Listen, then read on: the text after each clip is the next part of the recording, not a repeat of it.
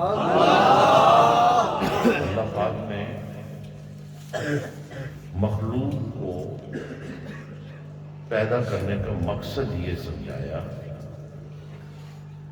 کہ میں اپنی معرفت عطا کرنا چاہتا ہوں۔ اب سب سے پہلی تخلیق اور سب سے پہلی مخلوق نور محمد مصطفیٰ صلی اللہ علیہ وسلم۔ حضور نبی رحمت صلی اللہ علیہ وسلم نے ارشاد فرمایا کہ اللہ نے اپنے نور سے میرے نور کو جلوہ گر کیا، پھر جہاں چاہا، جتنا چاہا، جیسا چاہا وہ نور محمدی صلی اللہ علیہ وسلم قیام پذیر رہا۔ پھر اسے حقیقت محمدیہ کی شکل عالم ارواح سے لے کر عالم اجسام تک، عالم اجسام سے لے کر عالم برزخ تک، اور عالم برزخ سے لے کر عالم حشر تک اللہ کی محبتوں کا امین بنایا۔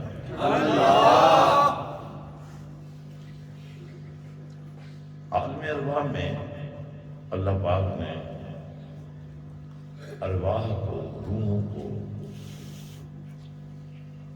یہ اعلان فرمایا کہ الست بربکم، کیا میں تمہارا رب نہیں ہوں؟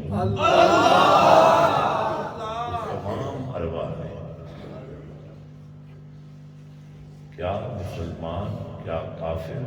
تمام روحوں نے اس بات کو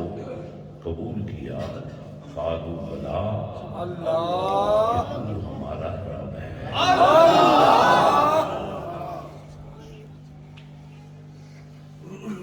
اور جو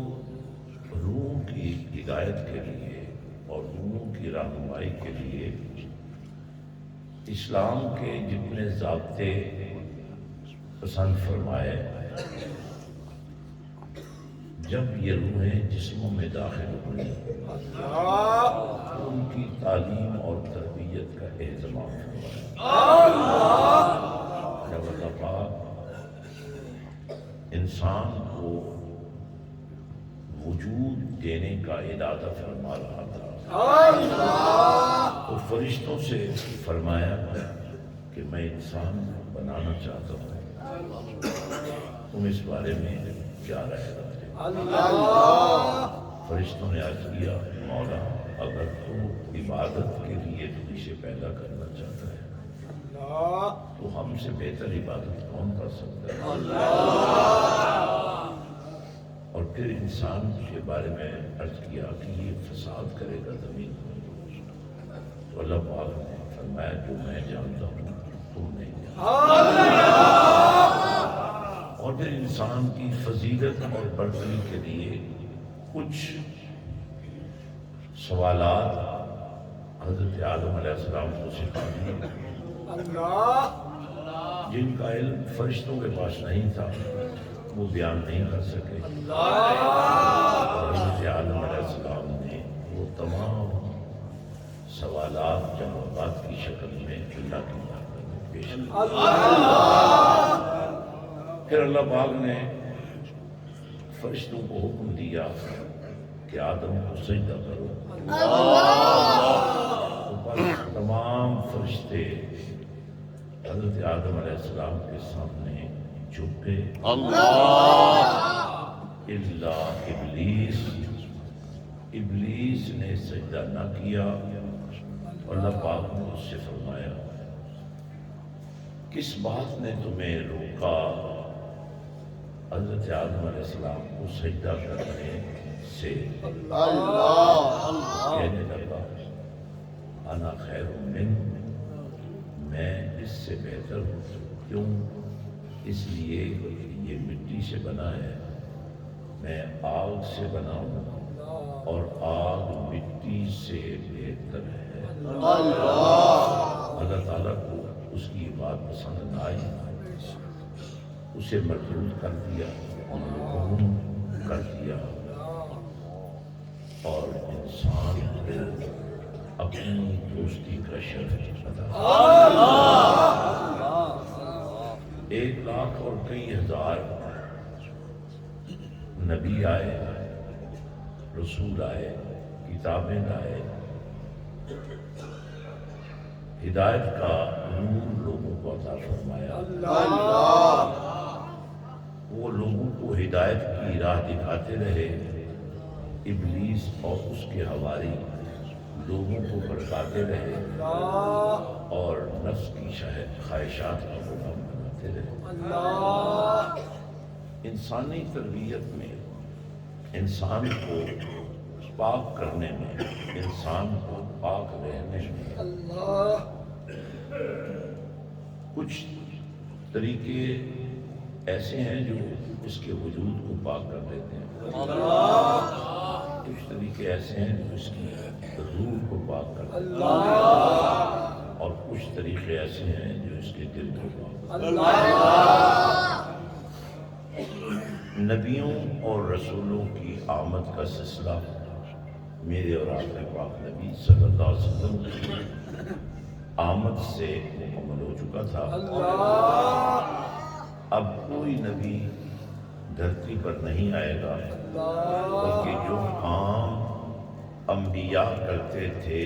وہ کام امت مصطفیٰ کے ذمہ لگا دیا۔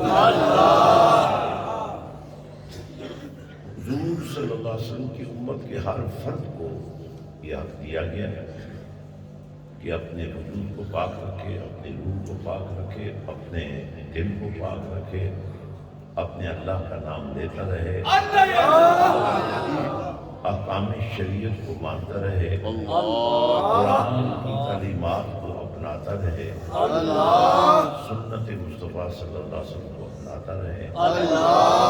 جتنا زیادہ حضور پاک صلی اللہ علیہ وسلم کی سنت کو اپنائیت کے ساتھ لے کر چلے گا، اتنا ہی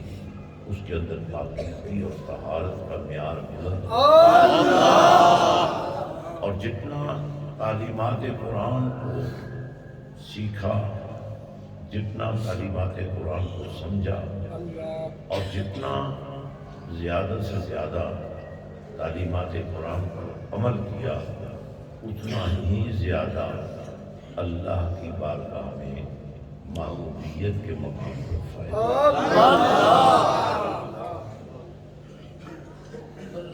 کملی والے آقا صلی اللہ علیہ وسلم کی معیت میں جو لوگ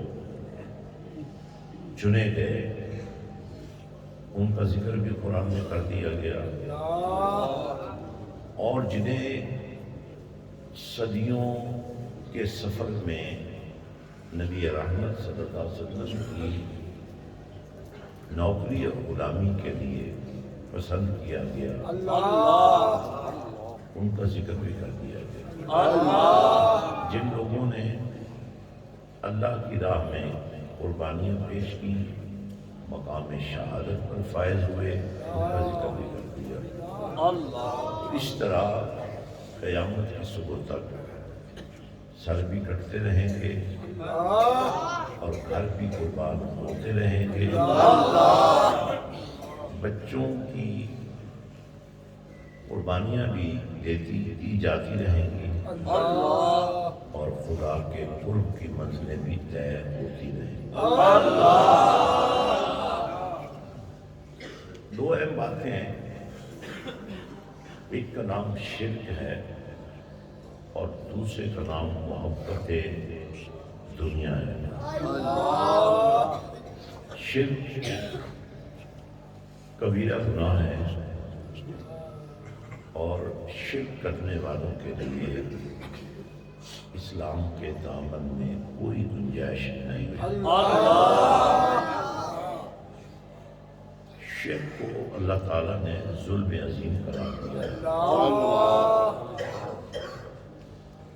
اور وہ تمام امور، وہ تمام طریقے جو بندے کو اللہ کی بندگی سے ہٹا کر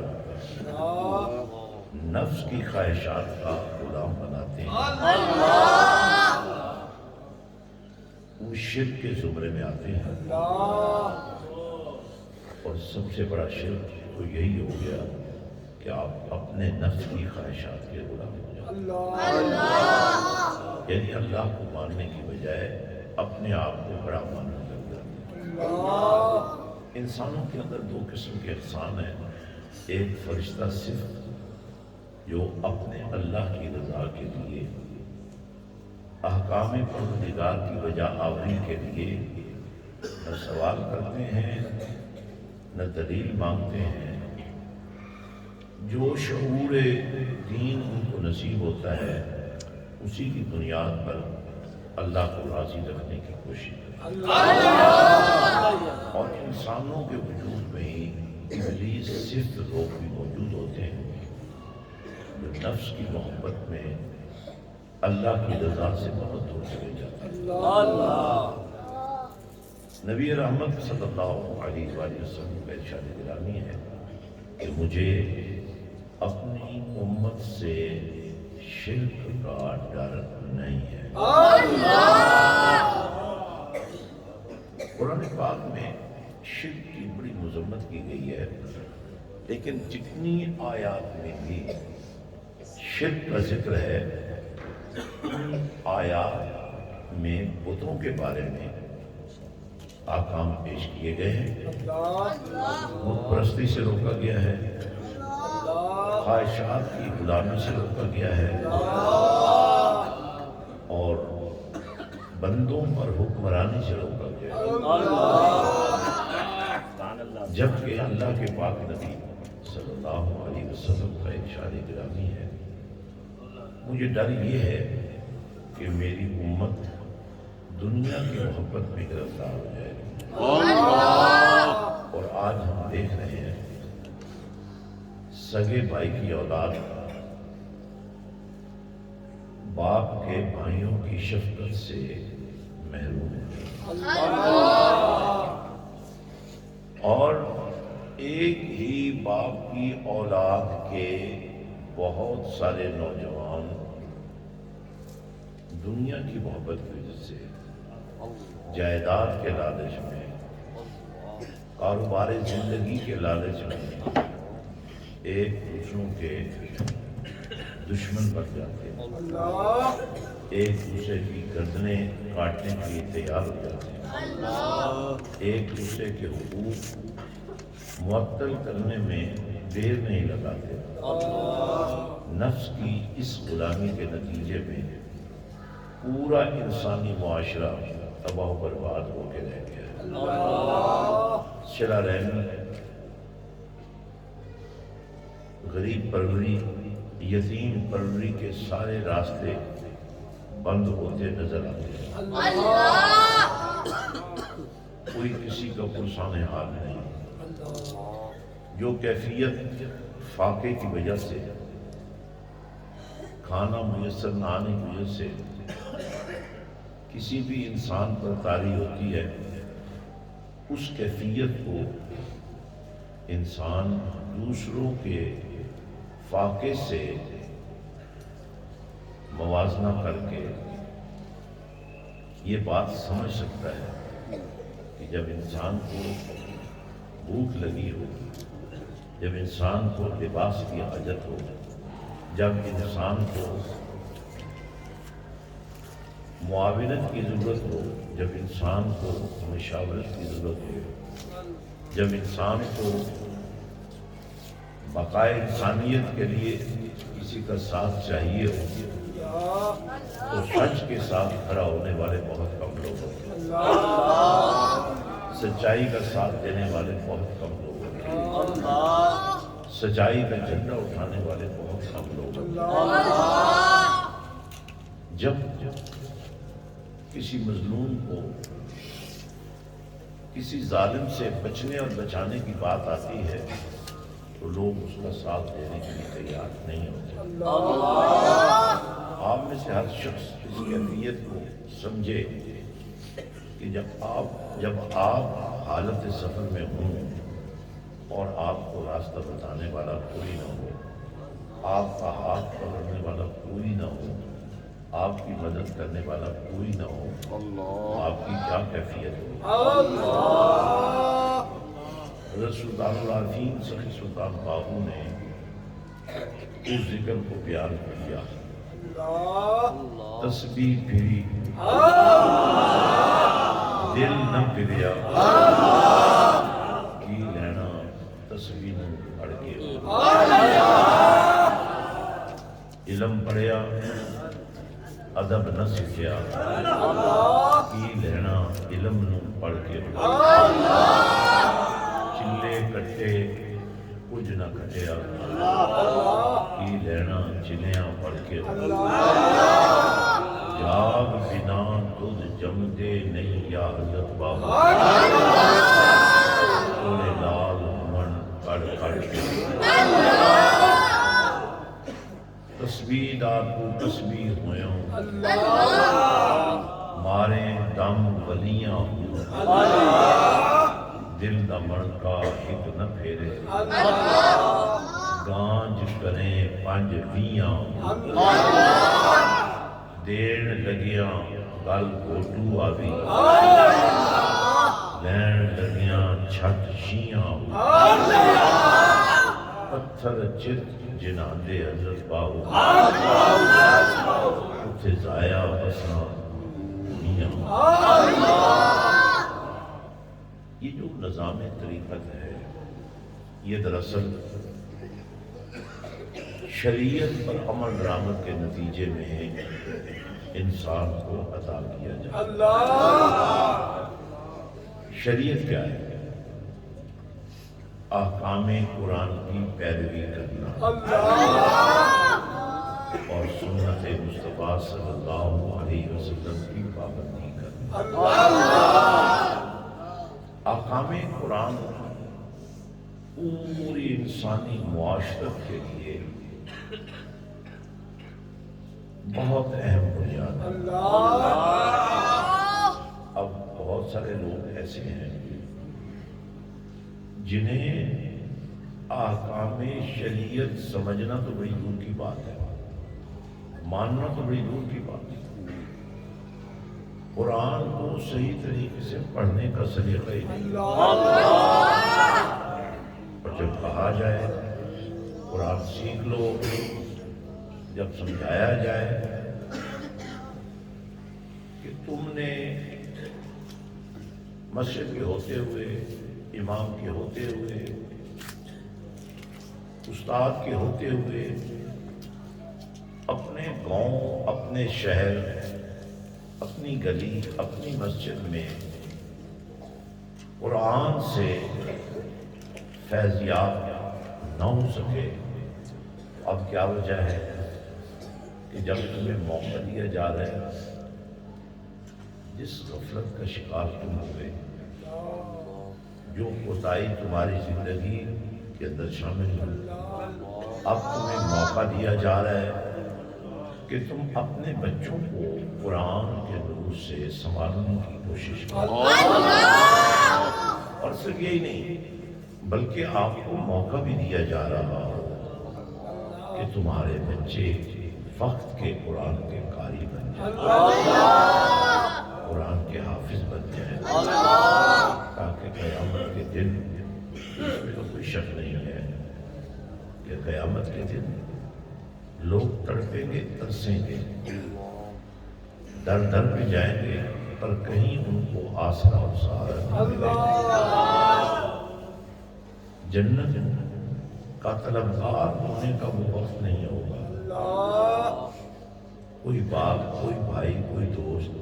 کسی کو ایک نیکی تک دینے کے لیے تیار نہیں ہوگا، کیونکہ ہر شخص کو نیکی کی ضرورت ہوگی۔ ایسے وقت میں قرآن کے علوم کے ماہرین کو، قرآن کے نور کو سینوں میں سمیٹنے والوں کو یہ حق دیا جائے گا، جو نور اللہ کے پاک کلام کا تمہارے سینوں میں اللہ کی رحمت کا خزینہ بن کر سج گیا ہے، اسی نور کی نسبت سے تمہیں حق دیا جاتا ہے کہ اپنے خاندان کے 10 افراد تک اگر وہ دوزخ میں جا بھی چکے ہوں تو تم انہیں دوزخ سے نکال کر جنت کا حقدار بنا دو۔ اور بھی بہت ساری شفاعتیں اس دن فادخلی فی عبادی وادخلی جنتی، جنہیں اللہ پاک اپنے بندے قرار دے رہا ہے، جن کی بندگی سے وہ راضی ہے، جن کے سجدوں سے وہ خوش ہے، انہیں حق دیا جائے گا کہ تمہاری معیت میں رہنے والے جنت کے حقدار ہو۔ آپ جانتے ہیں علوم قرآنیہ کو سیکھنا اور ان پر عمل درآمد کرنا اور قرآن کے احکام کو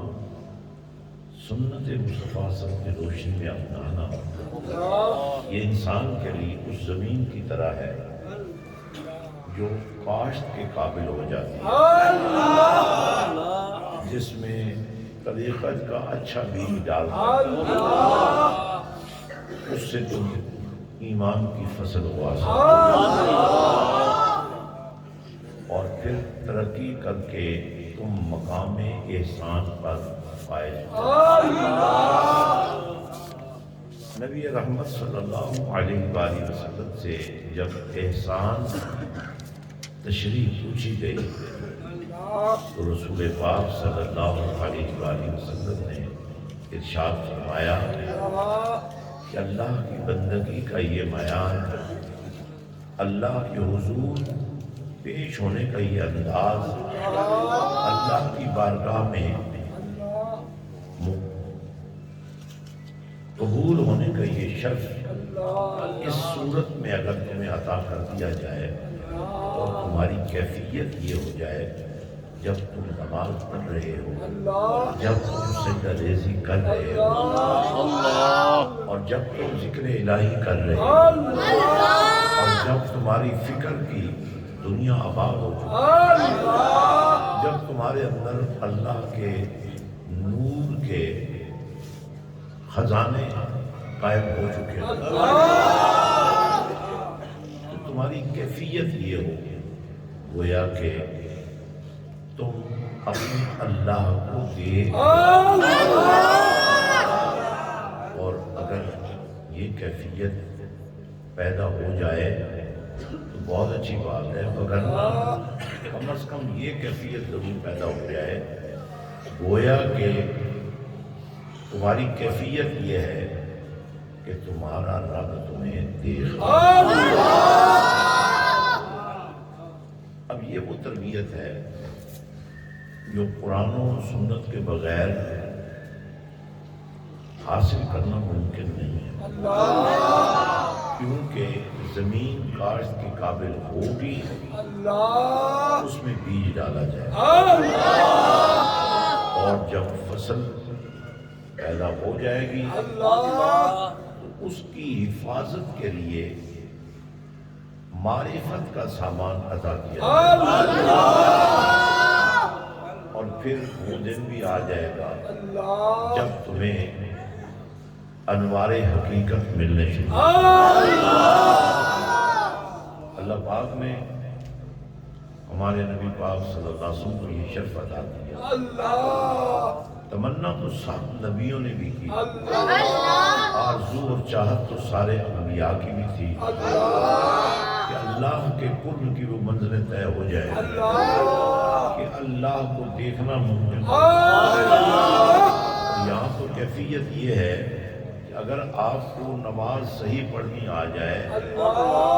آپ کے اندر یہ کیفیت پیدا ہو جائے گی، دیکھ نہیں سکیں گے مگر کیفیت پیدا ہو جائے گی کہ آپ اللہ کو دیکھ رہے ہیں۔ اور ہمارے نبی پاک صلی اللہ علیہ وسلم کو اللہ نے یہ شرف عطا فرمایا کہ اپنے پاس بلوایا، جبریل کو آپ کا دربان بنایا، براق کو آپ کی سواری بنایا، انبیاء کو قبروں سے بلا کر قبلی والے کا مقتدی بنایا، اور قبلی والے آقا کو سارے نبیوں کا امام و خطیب عطا فرمایا۔ پھر فرشتوں کو یہ شرف ملا کہ انہیں قبلی والے آقا کی امامت کا نور عطا کیا، اور پھر سدرۃ المنتہا بھی پیچھے رہ گیا، جنتیں بھی نیچے رہ گئی، انبیاء بھی نیچے رہ گئے، اور پروردگار نے ثم دنا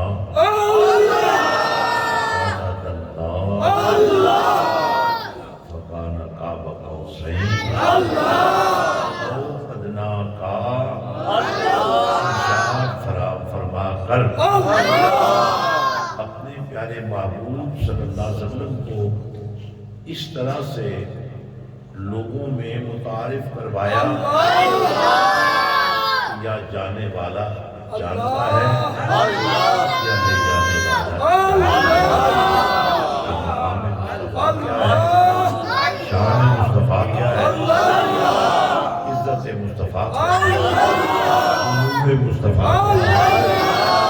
آپ ذرا غور فرمائیں، جہاں سے آگے جانے کے لیے جبریل کے چلنے کا امکان، وہاں سے آگے نبی کے چلنے کا اہتمام، اور پھر اللہ نے اپنے پاک محبوب صلی اللہ علیہ وسلم کو قرب کی وہ منزلیں عطا کی، قوسین کمانوں کی طرح ملا دیا، قوسین مل گئے، اللہ نے اپنے محبوب کو معراج عطا فرمایا اور اپنی بارگاہ کی حضوری عطا فرمایا، اور وہ جو شرف بندگی تھا نا، گویا کہ اللہ کو دیکھ رہا ہوں، یہاں یہ کیفیت پیدا ہوئی کہ نبی رحمت صلی اللہ علیہ وسلم نے فرمایا کہ میں نے سر کی آنکھوں کے ساتھ اپنے پروردگار کے جمال کو کھلی آنکھوں، اور یہ مقام اللہ تعالیٰ نے میرے آپ کے آقا مولا صلی اللہ علیہ وسلم کو عطا فرمایا کہ اس دھرتی پر خدا کی پوری خدائی میں، جہانوں کے نیٹ ورک میں، جہاں جا کر جہاں ختم ہو جائے، جہاں سے آگے کسی کو دم مارنے کی بجائے، وہاں بھی اللہ نے اپنے محبوب کو شرف ملاقات دیا، شرف معراج بھی، اور اس حال میں بھی اللہ نے میرے اور آپ کے آقا و مولا کو یہ شرف دیا کہ جب بارگاہ پروردگار سے السلام علیکہ ایھا النبی ورحمۃ اللہ وبرکاتہ کا مژدہ ملا، خوشخبری ملی، تو وہیں السلام علینا وعلی عباد اللہ الصالحین، کہ جو اللہ کی محبت میں رہنے والے لوگ ہیں، ان کے لیے بھی اللہ کی طرف سے سلامتی۔ کسی کے پاس منصب ہو، کسی کے پاس ٹائٹل ہو، کسی کے پاس تمغہ ہو، اگر اس کی اپنی غلطیوں اور کوتاہیوں کی وجہ سے وہ مرتبہ اس سے چھن جائے، وہ ٹائٹل اس سے چھن جائے، وہ عزت اس سے چھن جائے، تو یہ اس کی بڑی بد نصیبی ہے۔ اور اگر شعور ہو، حالانکہ شعور علم سے ہی ترتیب پاتا ہے، لیکن دیکھا یہ گیا ہے کہ فرشتوں کا استاد ہونے کی وجہ سے یہ فرق پڑے گا کہ ابلیس کے پاس علوم کے خزانے تھے مگر وہ شعور میں نہ بدل سکے، اس لیے کہ اللہ تعالیٰ نے جو نظام کائنات بنایا تھا اس میں اپنی ذات تک پہنچنے کے لیے وسیلے کو، ذریعے کو، میڈیم کو اس نے بنیاد کرا اور آج بھی جب ہم لا الہ الا اللہ محمد رسول اللہ پڑھتے ہیں تو ہم اسی بات کو تسلیم کرتے ہیں کہ اللہ کی الوہیت بے مثال ہے، اس کی ربوبیت باوقار ہے، اس کا مقام اختیار اور شان اختیار اعلیٰ و اعلیٰ ہے، لیکن اس نے اپنے بندوں میں سے خاص بندوں کی ڈیوٹی لگا دی کہ تمہیں میں نے اپنا محبوب بنا لیا ہے، تم نے میری مشکل کشائی کا جو نور ہے تم لوگوں کو دیتے رہتے۔ یہی بہت سارے اب انسانی زندگی کے اندر بہت سارے شعار ہیں، جیسے ایک مریض ڈاکٹر کے پاس چلا جاتا، جیسے ایک ضرورت مند دکاندار کے پاس، جیسے ایک شاگرد استاد کے پاس، جیسے ایک مقتدی امام کے پاس، جیسے ایک بیٹا باپ کے پاس، بالکل اسی طرح اللہ کی بارگاہ میں رسائی کے لیے اللہ نے اپنے بندوں کی آسانی کے لیے نبیوں اور رسولوں کا نیٹ ورک قائم کر دیا۔ سارے نبی چلے گئے، اب پوری کائنات کا نظام وما ارسلناک الا رحمۃ للعالمین کے نور کے ساتھ میرے اور آپ کے نبی کو عطا کرتا ہے۔ مطلب یہ ہوا سارے جہاں ذرہ ذرہ، قطرہ قطرہ، لمحہ لمحہ، سانس سانس، سوچ سوچ، بول بول، دھڑکن دھڑکن، تیرے اور میری نبی کی رحمت۔ بالکل یہی طریقہ ہماری زندگی میں موجود ہے۔ ایک بچے کو پیدا ہونے کے لیے باپ کا تخم چاہیے، ماں کا رحم چاہیے، پروان پانے کے لیے ماں کا پیٹ چاہیے، معصومیت کو محفوظ کرنے کے لیے ماں کی گود چاہیے۔ ماں کی گود سے لے کر مسجد کے دروازے تک انگلی پکڑنے والا باپ۔ جب ہم غور و فکر کرتے ہیں تو وہ ماں بھی نظر نہیں آتی جس کے وجود میں پروان پانے والا بچہ پیدائشی قرآن کا قاری، جب وہ باپ بھی نظر نہیں آتا جو بیٹے کی انگلی پکڑ کر اس کو مسجد تک لے جاتا، امام بھی نظر نہیں آتا جو اپنی بارگاہ میں آنے والوں کو قرآن کا نور دے سکے، اور وہ طلبکار بھی نظر نہیں آتے جو اللہ تک پہنچنے کی کوشش کرتے۔ وگرنہ آج بھی دعوت تو موجود ہے۔ سلطان العارفین حضرت سلطان باہو قدس سر العزیز امت مصطفیٰ صلی اللہ علیہ وسلم کے ان اولیاء میں سے ہیں جنہیں براہ راست قرآن پڑھنے، قرآن سیکھنے، قرآن سمجھنے اور شریعت کو سمجھنے اور سنت مصطفیٰ کو سمجھنے اور عشق مصطفیٰ کو اپنانے کے لیے براہ راست نور نبوت میں پروان چڑھے۔ یہ بہت بڑا شرف ہے، ایسے مرشدین نہیں ملتے۔ مرنے کے بعد ہر مرشد مر جاتا ہے، لیکن باہو وہ مرشد ہے جو مرنے کے بعد مرید کو بھی نہیں مانتا۔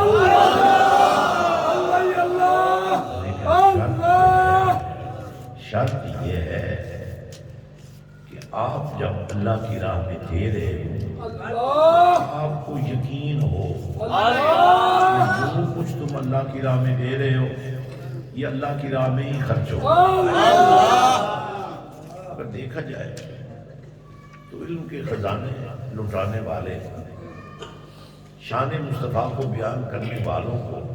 آپ نوازتے ہیں، لیکن کبھی نہیں سوچا کیا یہ اللہ کی راہ میں خرچ ہو؟ صرف لوگوں کو دکھانے کے لیے اگر آپ سرمایہ کاری کریں گے تو بے شک لوگوں میں تو اپنی عزت بن جائے گی۔ جب آپ کی سرمایہ کاری، جب آپ کی انویسٹمنٹ اس نیت سے ہو کہ پیر و مرشد کو بھی جو پیش کر رہے ہیں وہ بھی دین پر لگے، رات خانی میں جو پیش کر رہے ہیں وہ بھی دین پر لگے، علم کی تربیت و اشاعت کے لیے جو پیش کر رہے ہیں وہ اسی کام میں لگے، ماشاءاللہ آپ کو فخر ہونا چاہیے۔ مسجد حسین کے زیر سایہ آپ کا ایک ایک دیا ہوا روپیہ جو ہے وہ معفو، کل بھی جو آپ نے دیا تھا، آج بھی جو آپ دے رہے ہیں اور کل بھی جو آپ دیں گے، جب تک اس جسم میں جان ہے، جب تک اللہ نے یہ ذمہ داری مجھے اور میرے ساتھ چلنے والے آپ کے پیر بھائیوں کو دی ہے، ہم کوشش کرتے بھی ہیں، کریں گے مزید اس کو اور آسان بنا دیں گے کہ اگر کبھی آپ کا دل کسی کو بھیک دینے کے لیے، ظاہر ہے ایک آدمی ٹوٹی ہوئی سڑک کے اندر بیٹھا ہوا ہے، ادھر سے بھی گاڑیاں گزر رہی ہیں، ادھر سے بھی گزر رہی ہیں، اور آپ اس کی حالت دیکھ کر اس پر رحم کرتے ہوئے اس کو کچھ دینے کی کوشش کرتے ہیں، لیکن آپ نے یہ کبھی نہیں سوچا وہ آپ کی دیے ہوئے پیسے سے نشہ کر لے گا۔ تو ایسے وقت میں جب آپ کے دل میں یہ خواہش پیدا ہو کہ میں اللہ کی راہ میں کچھ خرچ کرنا چاہتا ہوں، تو آپ نے اس نشہ کرنے والے کو وہ مال نہیں دینا، بلکہ نیت کر لینی ہے کہ یہ سرمایہ کاری میں یتیموں پر کروں، غریبوں پر کروں، مجبوروں پر کروں۔ آج مجھے یہ خوشی ہے ہمارے بہت سارے دوست سمجھدار ہیں، آپ جس بات میں آ کر بہت کچھ کر جاتے ہیں۔ اگر کسی محفل نعت کو دیکھا جائے، کل پاکستان آل ورلڈ، جس میں جن لوگوں نے ابھی ماں کے پیٹ میں نعت سیکھ رہے ہوتے ہیں ان کے نام بھی آپ درج کر لیتے ہیں، اور اس محفل کے لیے خرچ کرنا اور اس محفل کے لیے محنت کرنا کہ لوگوں کو پتہ چلے اس بزم نے اتنا بڑا پروگرام کیا ہے، اس بزم کے بانیوں نے عمرے کے ٹکٹ لیے ہیں، اس بزم کے بانیوں نے فلاں کام کیا ہے، یاد رکھو اللہ تعالیٰ نیتوں کو جانتا ہے، آپ کا ہر عمل اللہ کی رضا کے لیے ہوتا ہے، نبی پاک صلی اللہ علیہ وسلم سے وفا کے لیے ہوتا ہے۔ جب بھی آپ کا دل اللہ کی راہ میں خرچ کرنے کے لیے آمادہ ہو جائے تو پھر آپ نے راستے میں نہیں بیٹھنا۔ ایک آدمی نے اپنی بیٹی کی شادی میں کروڑوں روپے ہیلی کاپٹر کے ذریعے نشاور کیے، کاش وہ یہ کروڑوں روپے یتیموں پر خرچ کرنا، ایسے لوگوں پر خرچ کرنا جن کے بارے میں آپ کے پاس ضمانت نہیں ہے کہ وہ آپ کے پیسے سے نشہ کریں گے، بدماشی کریں گے، ڈکیٹی کریں گے۔ اور ذرا غور کریں، جو پیسہ آپ کا اس طرح اللہ کی رضا پر خرچ ہو کہ آپ کو وہ پھول کھلتے نظر آئے۔ ایک پھول ہوتا ہے جس کی پتیوں کے مختلف رنگ جو ہیں وہ اسے خوشنما بنا دیتے ہیں، لیکن یہ جو پھول آپ کے بچے ہیں، یہ جو پتیاں ہیں، کسی میں رنگ قرآن جلوہ بنا، کسی میں ٹکڑے عشق مصطفیٰ جلوہ۔ تو بھائی آپ کو ہر وقت اس بات کے لیے تیار رہنا چاہیے۔ ہمارے بہت سارے ساتھی ایسی محفلیں سجاتے ہیں جن کا مقصد ثواب ہوتا ہوگا، میں یہ نہیں کہتا کہ ثواب نہیں ہوتا، لیکن ثواب کے ساتھ اگر ہدایت بھی نصیب ہو، اور ہدایت کے لیے قرآن ضروری ہے، قرآن کو اپنانے کے لیے اس کا علم ضروری ہے، اس علم سے شعور حاصل کرنے کے لیے مرشد کامل کا اگر میں آپ سب سے یہ بات کہوں کہ آپ نے اپنی تمام صلاحیتیں، اپنی تمام حیثیتیں، اپنی تمام توانائیاں اللہ کے دین کی نصرت میں لگانی ہیں۔ آپ کچھ خرچ نہیں کر سکتے، لیکن آپ کے بچوں پر خرچ کرنے والے موجود ہیں۔ آپ اپنے بچوں کو تعلیم نہیں دے سکتے، لیکن کوئی تو ہے جو آپ کے بچوں کو آپ کا بچہ سمجھ کر نہیں، اللہ کا مہمان سمجھ کر، نبی پاک صلی اللہ علیہ وسلم کا عاشق سمجھ کر اس کو لباس بھی پہنانے کے لیے تیار، اس کو کھانا بھی کھلانے کے لیے تیار، اس کو بستہ لے کر دینے کے لیے بھی تیار، اس کو کتابیں لے کر بھی دینے کے لیے تیار، تو بھائی بڑی کم ظرفی ہوگی اور بڑی ناشکری ہوگی کہ جو کام آپ نے اپنے بچوں کے لیے کرنا تھا کوئی اللہ کا بندہ کر رہا ہے، کوئی کملی والے کا نوکر کر رہا ہے۔ تو آپ کتنے بد نصیب ہیں کہ آپ کو گہنے مل رہے ہیں، زیور مل رہا ہے، اور یہ زیور جو ہے تعلیم کا، اور یہ جو نور ہے اللہ کی معرفت کا، اور یہ جو قرب اللہ کی محبتوں کا نصیب ہو سکتا ہے، اس کے لیے آپ خود بھی وقت نکالیں، تربیت حاصل کریں، مراقبہ سیکھیں، دل کی نگہبانی کا جو نظام ہے اس کے بارے میں آگاہی حاصل کریں، حضرت صفی سلطان باہو کی تعلیمات کو پڑھیں۔ حضور سلطان العارفین حضرت سلطان باہو نے فرمایا ہے کہ اگر کوئی شخص پابندی سے میری کسی کتاب کو پڑھنا شروع کر دے تو ایک رات ایسی بھی اس کی زندگی میں آ جائے، ایک وقت اس کی زندگی میں ایسا بھی آ جائے کہ میری کتاب پڑھنے والے کو میں خود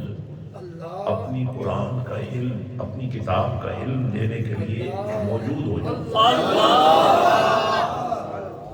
تو بھائی اسلام کوئی قصہ کہانی نہیں ہے، اسلام کوئی رسم نہیں ہے، اسلام کوئی محض فکر نہیں ہے،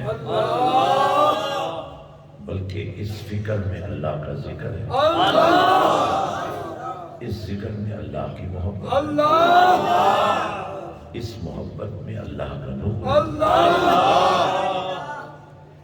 اور اس نور میں کملی والے کے نور کی جلوہ تو آپ کو حضرت سلطان باہو کے اس فرمان کے ساتھ ہی میں یہ کہوں گا، یہ موقع کبھی کبھی ہر وقت آپ کو استعمال کیا جاتا ہے، لیکن آپ کو یہ شرط دیا جا رہا ہے کہ آپ استعمال نہ ہوں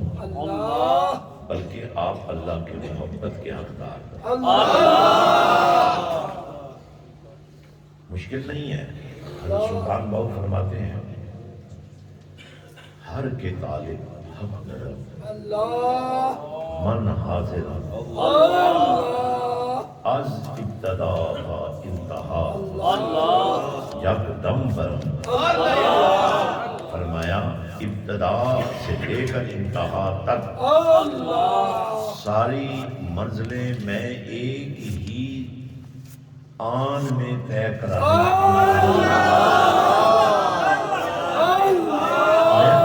میں تمہیں اللہ تک لے آج ابتدا تھا انتہا، ابتدا سے انتہا تک میں تمہاری منزلیں طے کراؤں، لیکن تمہیں طالب حق بننا، تمہیں نفس کا بندہ بننا، تمہیں اللہ کا بندہ بننا، تمہیں اللہ کی رضا کا نور چاہیے۔ اب ظاہر ہے جس کو بھوک لگی ہو، جب اس کو کھانا مل جائے گا اس کی حاجت تو پوری ہو جائے گی۔ جس کو لباس کی ضرورت ہو جب اس کو لباس مل جائے گا، جس کو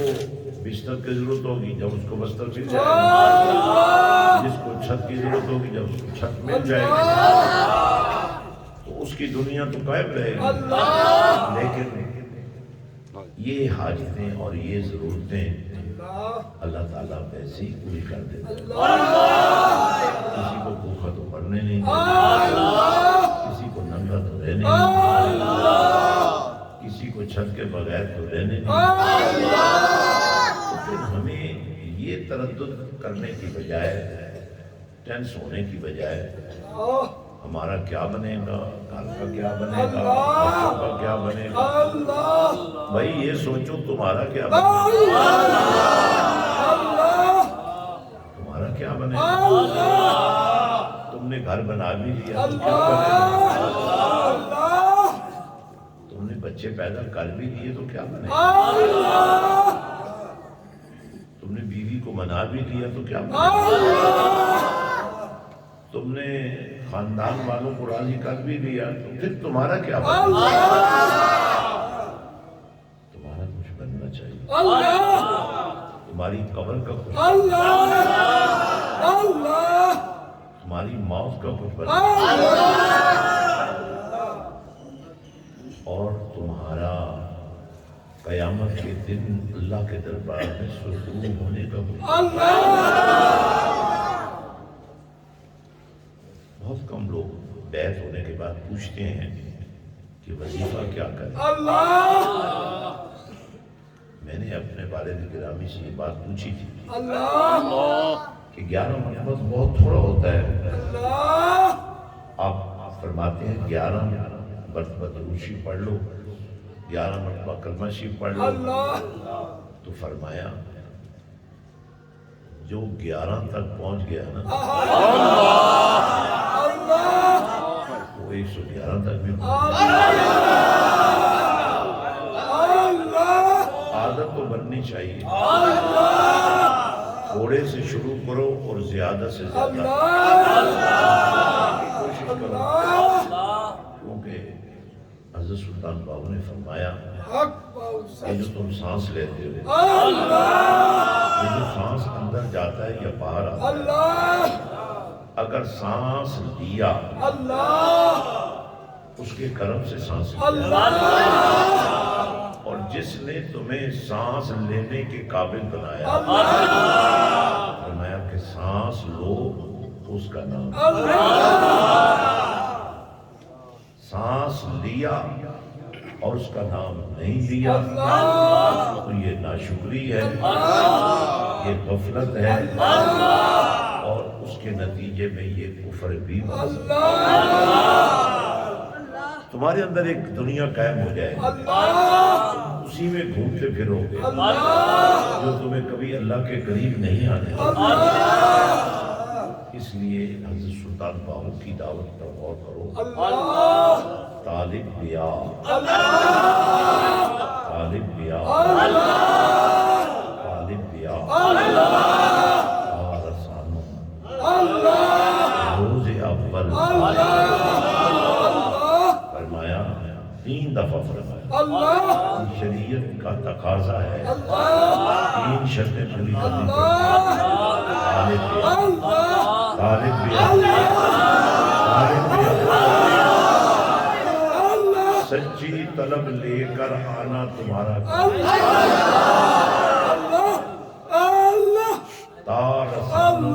روز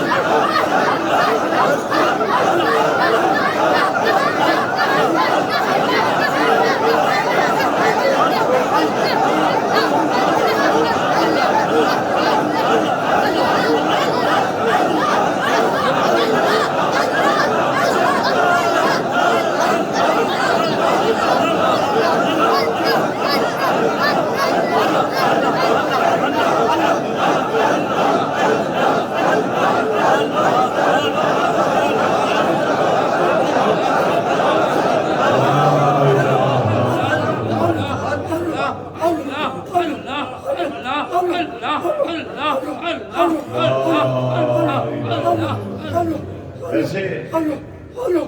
ترتیب سے جو کام کیا جائے اس کا تو اپنا ہی مقام ہے، لیکن اگر کچھ بھی اچھا ہو جائے ترتیب نہ بھی ہو اس ثواب تو ختم ہوتا ہی نہیں، لیکن کام جب آپ ترتیب سے کرتے ہیں مل کر کرتے ہیں ایک ہو کر کرتے ہیں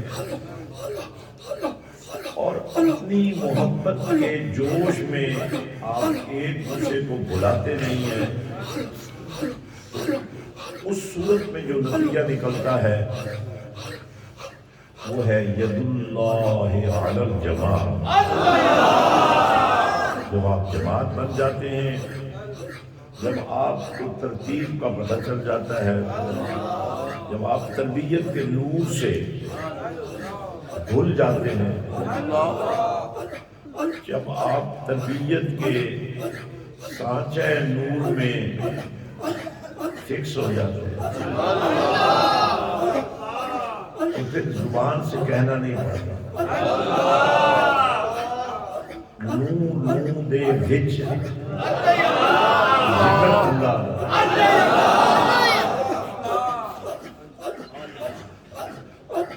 نور دے دے، یہ چھوٹے چھوٹے بال جو ہیں نور دے وچ ذکر اللہ دا، یعنی بال بال میں ذکر ہو رہا ہوتا ہے اور ہر سانس میں ذکر ہو رہا ہوتا ہے، ہر دم پیا پڑھیرے ظاہر باطن عین عیانی پیا سنیرے نام فقیر جنازہ باہو خبر جنادی جیوے محفل ذکر کا انعقاد انسانی زندگی میں بہت بڑی تبدیلی کا باعث ہوتا ہے۔ آپ اکیلے بھی اللہ کا ذکر کریں، ماحول بنائیں، دیکھیں سبزی کیوں لگتی ہے، ماحول میں ٹھنڈک ہوتی ہے، گرمی کیوں لگتی ہے؟ کہ ماحول میں تپش ہوتی ہے۔ اگر یہ موسم انسانی زندگی کو متاثر کر سکتے ہیں، اللہ کی محبت کا نور انسان کیا سے کیا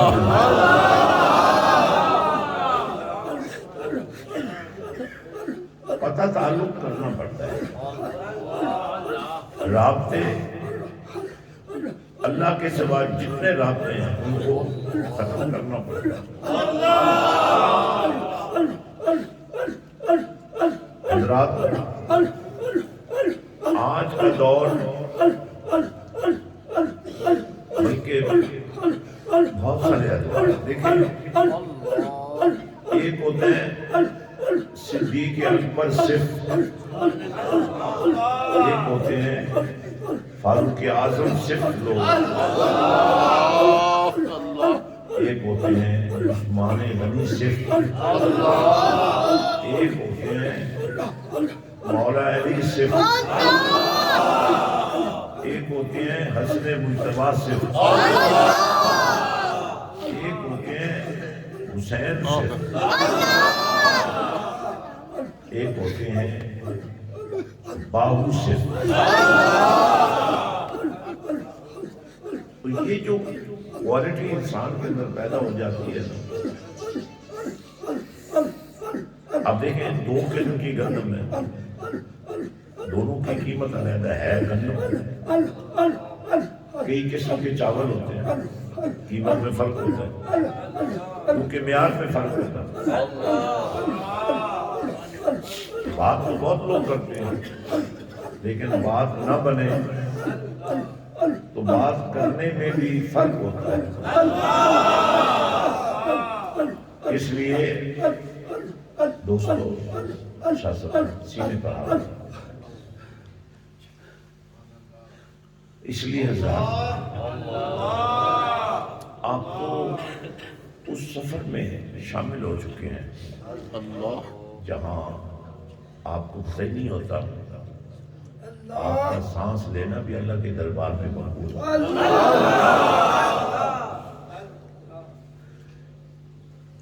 آپ کا سو جانا بھی اللہ کے دربار میں اور آپ کے جاگنے میں یہ کیفیت پیدا ہوتی ہے کہ بہت سارے جاگنے والے جاگ رہے ہوتے ہیں مگر جاگ نہیں لگتی، وہ تو اٹھتے بیٹھتے جاگ لگ رہی ہے۔ اس لیے یہ جو خوش نصیبی ہے، اپنے بارے میں، اپنی اولاد کے بارے میں، اپنے معاملات کے بارے میں اپنا اختیار ختم کر دو۔ یہ مت سوچو کہ تم نے کچھ کرنا ہے، یہ دیکھو کہ اللہ کا وعدہ کبھی پورا نہ ہونے والا نہیں ہوتا۔ اللہ کا ہر وعدہ سچا ہوتا ہے، اللہ کا ہر وعدہ انسان کو کامیاب کرتا ہے۔ اپنے بارے میں، اپنی زندگی کے بارے میں اگر آپ اپنا اختیار ختم کر کے مرشد کا اختیار دے آئیں گے، اور یہ وہ فرق ہوگا جو آپ کو سمجھائے گا، یہ پیر صاحب کے بھائی ہیں، یہ پیر صاحب کے کزن ہیں، یہ پیر صاحب کے بانجے ہیں، یہ پیر صاحب کے بھتیجے ہیں، یہ پیر صاحب کے فلاں ہیں۔ یہ معیار نہیں ہے، یہ دیکھنا ہوگا یہ مدینے والے کا ہوگا، معیار یہ ہوگا، معیار یہ نہیں ہوگا کہ آپ نے کیا سوچا، معیار یہ ہوگا کہ مرشد نے آپ کے لیے کیا سوچا۔ اگر ایک عادت آپ اختیار کر لیں، کوئی بھی فیصلہ کرنے سے پہلے مرشد سے پوچھ لیں، مشاورت کرنے میں کوئی حرج نہیں ہے۔ دیکھیں ہمارے نبی پاک صلی اللہ علیہ وسلم کی شان بالا و اعلیٰ کا یہ عالم ہے کہ براہ راست اللہ سے کلام کرتے ہیں، اللہ ان سے کلام کرتے ہیں۔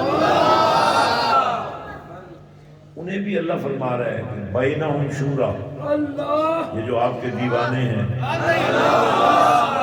یہ جو آپ کے عاشق ہیں، ان سے بھی مشورہ کر لیا کریں۔ تو جہاں اپنی سوچ ویسے ہی ختم ہو گئی ہو تو مرشد موجود ہے۔ میں اکثر دوستوں سے کہتا ہوں کہ آپ جائیں، جتنے بھی ہمارے ڈیرے ہیں سب ڈیروں پہ جائیں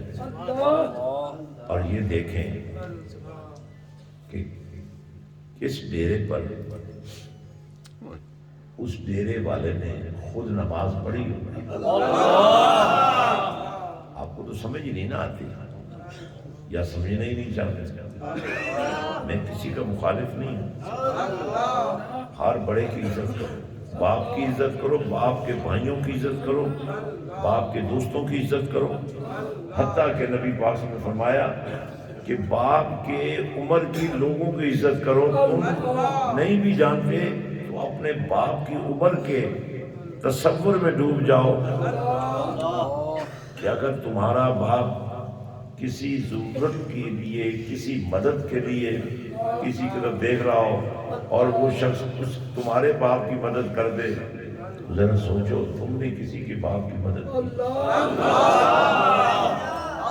تو یہاں تو رحمت کے دروازے کھلے، یہاں تو کرم کے دروازے کھلے۔ یہ میں ضرور کہوں گا کہ محافل میں شرکت کے حوالے سے اور محافل میں اپنی انٹری کے حوالے سے، خاص کر جب آپ اپنے مسائل پیش کر رہا ہوں تو اس بارے میں رہنمائی ضرور ہم سے حاصل کر لیا کریں۔ کہاں آپ نے دینا ہے، کیسے دینا ہے، کیوں دینا ہے، اور دینے کے نتیجے میں آپ کو کیا ملے گا اور دین کو کیا فائدہ ہوگا۔ اور میں سمجھتا ہوں ہمارے تمام ذمہ داران کا کام ہے کہ آپ کا ہاتھ پکڑ کر، جیسے چھوٹے بچوں کی انگلی پکڑ کر چلتے ہیں نا، تو یہ چاہیے ہمارے منتظمین کو کہ آپ کو بتائیں کہ اے معصوم بچے،